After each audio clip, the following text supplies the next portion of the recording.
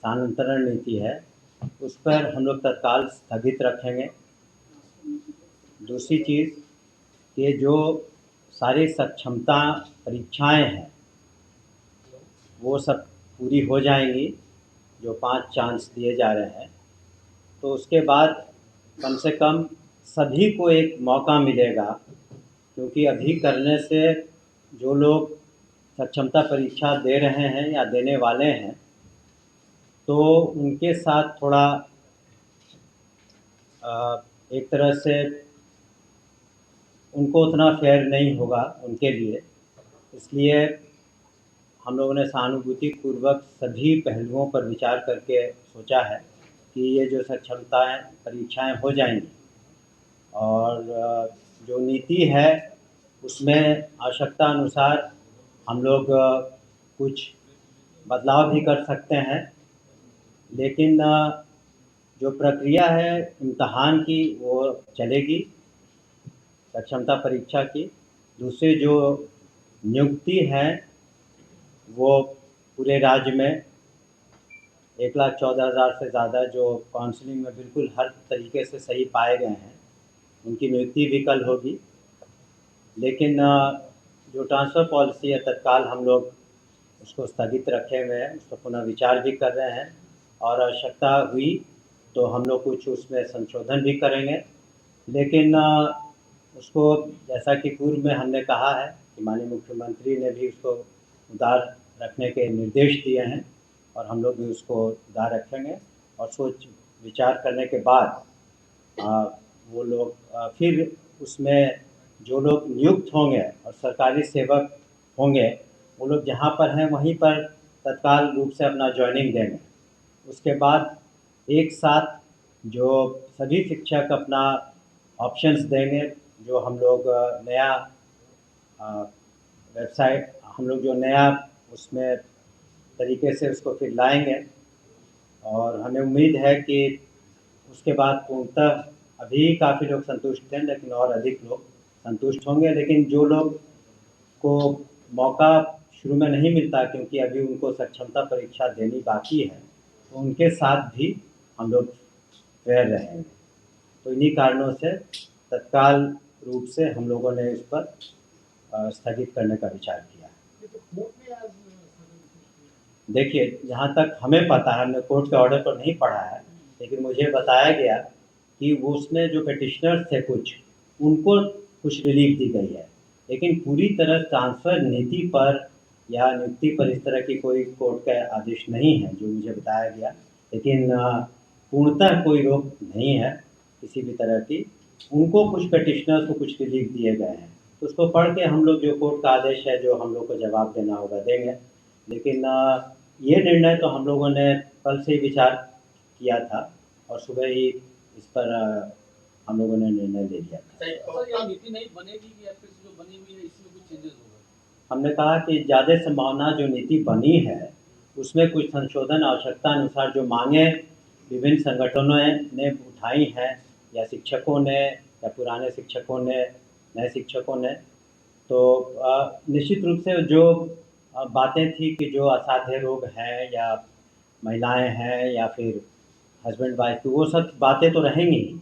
इसके अतिरिक्त भी अगर कोई आवश्यकता हुई, हम लोग समझते हैं कि पठन पाठन में और कितनी सहूलियत शिक्षकों को हो सके तो वो हम लोग देंगे। अनुमंडल को लेकर के जो पुरुष शिक्षक थे वो कहीं न कहीं नाराज थे, तो उस पर क्या असर? वही हमने कहा ना, इन्हीं सब ले करके कुछ लोग मिले भी हमसे, पदाधिकारियों से भी मिले, तो हम लोगों ने ऐसा तो नहीं है, हम लोगों ने तो जब इतना माननीय मुख्यमंत्री जी ने किया है शिक्षा विभाग के लिए, शिक्षकों के लिए इतनी नौकरियां दी जा रही हैं तो उनकी बातों को भी हम लोग सुन रहे हैं और इसीलिए हम लोगों ने एक कह सकते हैं कि टेम्पररी तरीके से उस पर स्थगन लगाया है और उसमें जो आवश्यकता अनुसार हम लोग संशोधन भी करेंगे पूरी बातों को पढ़ करके, ताकि किसी तरह की कोई किसी को डिससैटिस्फैक्शन नहीं है।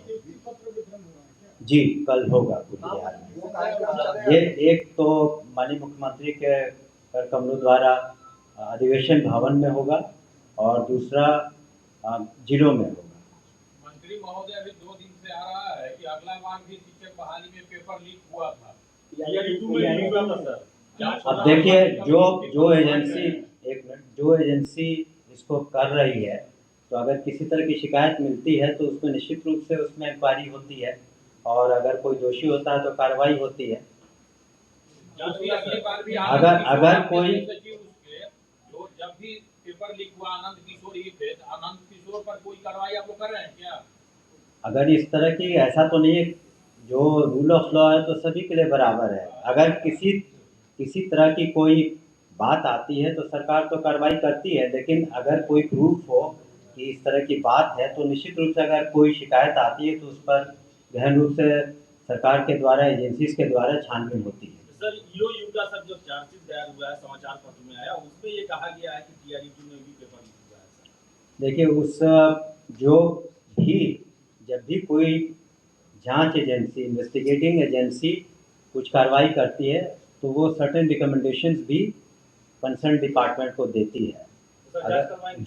अगर कोई रिकमेंडेशन उनके द्वारा आता, क्योंकि इन्वेस्टिगेशन करना डिपार्टमेंट का काम नहीं, उसके लिए स्पेशलाइज्ड एजेंसीज हैं।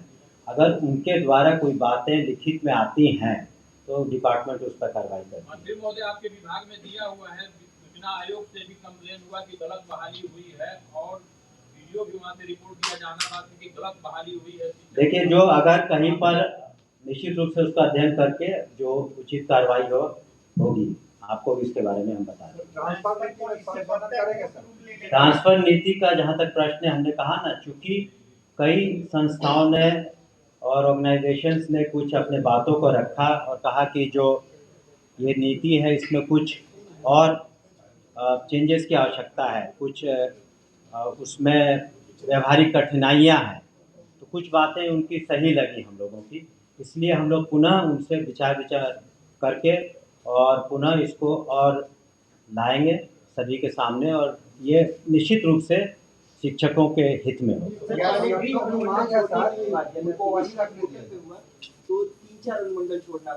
नहीं तो इसीलिए वो सब व्यवहारिक कठिनाइयाँ जो हमने कहा कि कई जिलों में एक ही अनुमंडल है, तो कुछ व्यवहारिक कठिनाइयाँ हैं, उन सबको हम लोग दूर करेंगे।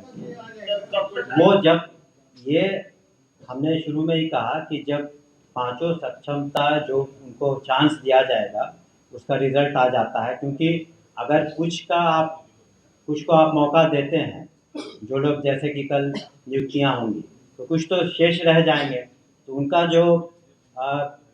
उनकी जो मांगे हैं हो सकता है कि वो उसमें ख़त्म हो जाए फर्स्ट लॉट के साथ। उनका कहना था कि बाकियों को भी मौका मिलना चाहिए उतना ही जितना पहली बार पास किए हैं, क्योंकि सभी तो एक ही तरह के सक्षमता टेस्ट पास कर रहे हैं, सभी नियोजित शिक्षक थे और अब विशिष्ट शिक्षक होंगे।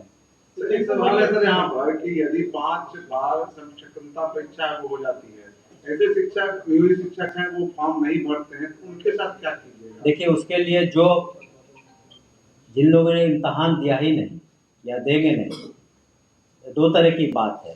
जो जांच पड़ताल में जिनके सर्टिफिकेट्स वगैरह सही नहीं पाएंगे तो उसमें विधि सम्मत कार्रवाई होगी।